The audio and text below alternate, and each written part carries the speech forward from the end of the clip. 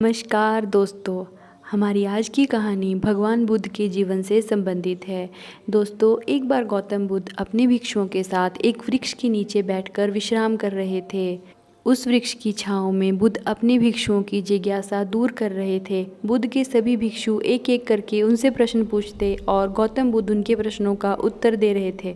बुद्ध के उन भिक्षुओं में कुछ भिक्षु ऐसे भी थे जो कुछ समय पहले ही संघ से जुड़े हुए थे, जिसके कारण अभी उनके भीतर वह समझ पैदा नहीं हुई थी जो गौतम बुद्ध के प्रवचनों को समझ सके। गर्मियों का समय था दोस्तों, सूरज अपने चरम पर था और चारों तरफ धूप ही धूप थी। लेकिन उस वृक्ष के कारण बुद्ध और उनके सभी भिक्षु आराम से छांव में बैठे हुए थे। इतने में ही गौतम बुद्ध के एक भिक्षु की नज़र एक बूढ़े व्यक्ति पर पड़ती है जो उस वृक्ष के पास से ही गुजर रहा था। वह भिक्षु उस बूढ़े व्यक्ति को देखकर अचानक ही हंसने लगता है। उस बूढ़े व्यक्ति की उम्र बहुत ज़्यादा हो गई थी, जिसके कारण उसकी कमर मुड़ गई थी। उसके हाथ में एक डंडा था जिसका सहारा लेकर वह बूढ़ा व्यक्ति अपनी मंजिल तक पहुंचने का प्रयास कर रहा था। उसका शरीर केवल हड्डियों का ढांचा मात्र था।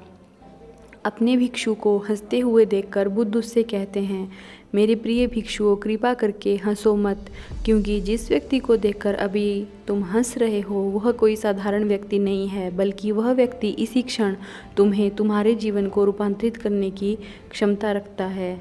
जो आज तक तुम्हें मैं नहीं सिखा पाया वह यह व्यक्ति तुम्हें सिखा रहा है।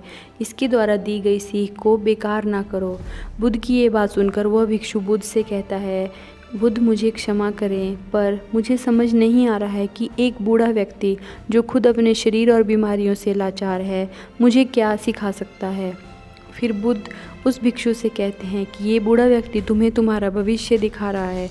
जिस बुढ़ापे और लाचारी को देखकर अभी तुम हंस रहे हो, वो बुढ़ापा और लाचारी तुम्हारे जीवन में भी आने वाली है। वह बूढ़ा व्यक्ति तुमसे कह रहा है कि अभी समय है, इस स्वस्थ शरीर का अच्छे कर्म के लिए उपयोग करो। अगर तुम्हारा ये स्वस्थ शरीर तुम्हारे हाथ से निकल गया तो फिर वापस नहीं आएगा, और अभी तुम्हारा ये शरीर सही ढंग से काम कर रहा है, जैसे कि तुम्हारे हाथ, पैर, आँख, कान और ये सभी चीज़ें सही से काम कर रही हैं। क्या यह छोटी बात है और तुम्हें इस घटना को मामूली बात समझ रहे हो? अभी तुम्हारे साथ घटी ये घटना तुम्हारे जीवन को बदलने की क्षमता रखती है। ठीक इसी तरह की घटना ने मेरा जीवन बदला था और इसी तरह की घटना के कारण ही आज मैं बुद्ध हूँ।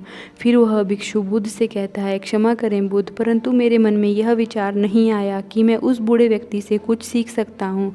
उसे देखकर केवल मुझे हंसी आई। ऐसा इसलिए हुआ क्योंकि तुम्हें अपने भीतर कहीं ना कहीं लगता है कि जिस स्थिति में आज वो बूढ़ा व्यक्ति है उस स्थिति में तुम कभी नहीं आओगे। जिस बुढ़ापे और लाचारी का सामना आज वो बूढ़ा व्यक्ति कर रहा है, तुम्हें लगता है कि उसका सामना तुम कभी नहीं करोगे, इसीलिए तुम उस बूढ़े व्यक्ति को देखकर हंस पाए। तुमने सच्चाई को नज़रअंदाज किया। अगर तुम सच्चाई को देख लेते तो चाहकर भी अपने आँख के आंसुओं को रोक नहीं पाते, परंतु तुमने सत्य को अनदेखा कर दिया और तुम बहुत बड़ी संभावना से चूक गए। बुद्ध की ये बात सुनकर वो भिक्षु बुद्ध से क्षमा मांगता है और ये निश्चय करता है कि अपने स्वास्थ्य का उपयोग वह अपने अहंकार को बढ़ाने में नहीं बल्कि परम सत्य को पाने में करेगा। दोस्तों, इसीलिए बुद्ध ने कहा है कि हमारा स्वास्थ्य हमारा सबसे बड़ा उपहार है जो हमें इस सृष्टि से मिला हुआ है, और इसीलिए हमें इसका सही से इस्तेमाल करना चाहिए। आशा है आपको हमारी कहानी शिक्षाप्रद लगी होगी। हमें कमेंट करके ज़रूर बताइएगा दोस्तों। धन्यवाद।